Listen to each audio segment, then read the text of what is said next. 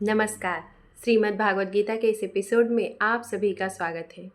गीता का 13वां श्लोक वो क्षण है जब मौन और शोर का युद्ध आरंभ होता है।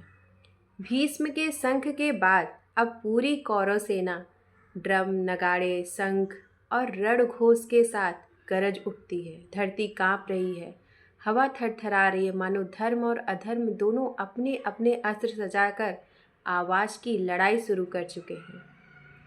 पर इस शोर में एक गहरी बात छिपी है। कभी कभी जितना ज़्यादा बाहर शोर होता है, उतनी ज़्यादा भीतर की अस्थिरता होती है। श्लोक है आपके सामने, मैं श्लोक एक बताने जा रही हूँ। ततः शंखाश्च भैरश्च पड़वान कगो मुखा सह सैवाभ्य हन्यंत स सबस्तु मूलो भवत। इस श्लोक का अर्थ है, इसके बाद कुरु सेना के शंख, नगाड़े, ढोल, भेड़ के सींग, गोमुख और रणवाद्य सब एक साथ बज उठे। उनकी ध्वनि इतनी प्रचंड थी कि पूरा आकाश और धरती कांप उठी। यह केवल युद्ध की ध्वनि नहीं थी, बल्कि भीतर की बेचैनी की आवाज थी। ततः शंखाश्च भैरश्च, जब भय को साहस का रूप दिया जाए। कौरव सेना ने एक साथ रणघोष किया। शंख, भेरी, पड़वानक, हर वाद्य एक साथ बज उठा। पर सोचिए, क्या यह आत्मविश्वास था या डर को छिपाने की कोशिश थी? इतिहास बताता है, जो सच में निडर होता है वह शोर नहीं करता। जब किसी को अपनी बात या अपने पक्ष पर शक होता है, वह आवाज को ऊंचा करता है। युद्ध शुरू नहीं हुआ था, फिर भी इतनी प्रचंड ध्वनि क्यों? क्योंकि भीतर संशय था कि क्या हम धर्म के साथ हैं या केवल सत्ता के साथ हैं। पड़वानक, गोमुखा, साधन सबके पास है, दिशा नहीं। यहाँ गीता ने युद्ध के हर वाद्य का नाम लिया। शंख मतलब प्रेरणा, भेरी मतलब बल, पड़वानक मतलब घोष, गोमुख अर्थात संकेत, सभी प्रतीक है मानव सामर्थ्य के, जो तब तक सुंदर है जब तक कि वे सत्य की सेवा में हो। पर जब वही साधन अहंकार की सेवा में लगते हैं तो वे शोर बन जाते हैं।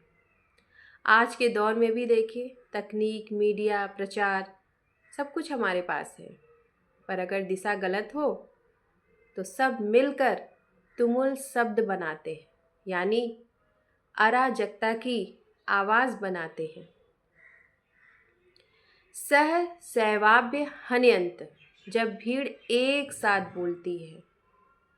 सह सैव अर्थात एक साथ, सैकड़ों वाद्य एक साथ बजते हैं। कोई ताल नहीं, कोई संयम नहीं, बस एक सामूहिक गर्जना। यह श्लोक हमें भीड़ मनोविज्ञान का परिचय देता है।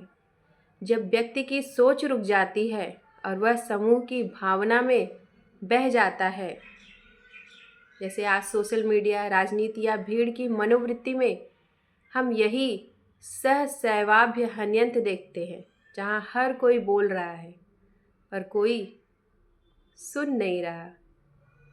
युद्ध की तरह यह भी संवाद की मृत्यु का आरंभ है।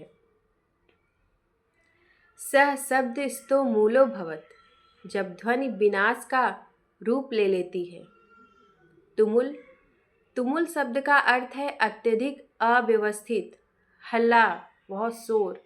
युद्ध का शोर इतना था कि आकाश और पृथ्वी एक साथ कांप उठी। यह केवल बाहरी वर्णन नहीं है, बल्कि आंतरिक प्रतीक भी है। जब हमारे भीतर लालच, भय और ईर्ष्या बढ़ जाती है तो मन में भी तुमुल शब्द उठता है, अर्थात शांति का विनाश।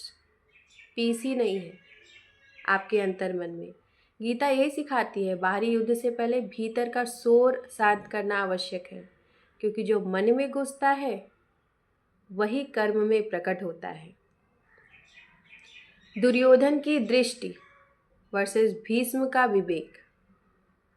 दुर्योधन को यह शोर सुख देता है। उसे लगता है देखो हमारी सेना कितनी शक्तिशाली है, दिखावा। पर भीष्म जानते हैं यह शोर साहस का नहीं, असुरक्षा का है। यहाँ गीता हमें बताती है कभी कभी जो शोर विजय जैसा लगता है, जीत जैसी लगती है, वह पराजय की, वह हार की प्रस्तावना होती है। क्योंकि सच्चा धर्म चुपचाप काम करता है, वह गरजता नहीं है, बस एक सही दिशा देता है। आज का शब्द तुमुल। आज के समय में यह दृश्य हमारे चारों ओर है। मीडिया की बहसें, जहाँ हर कोई बोलता है पर कोई सुनता नहीं। राजनीति की रैलियाँ, जहाँ विचार नहीं शोर बिकता है। सोशल प्लेटफॉर्म, जहाँ सत्य की जगह नरेटिव चलता है। यही शब्द तुमुल है, जहाँ विचार खो गए हैं, बस आवाज़ें बची हैं। और यह शोर धीरे धीरे हमें भीतर से बहरे बना देता है। हम सुनते हैं पर समझते नहीं। गीता हमें यही चेतावनी देती है, जो भीतर शांत है वही बाहर न्यायपूर्ण भी है। आध्यात्मिक दृष्टि क्या है इसका, इसे हम पार्ट 2 में समझेंगे।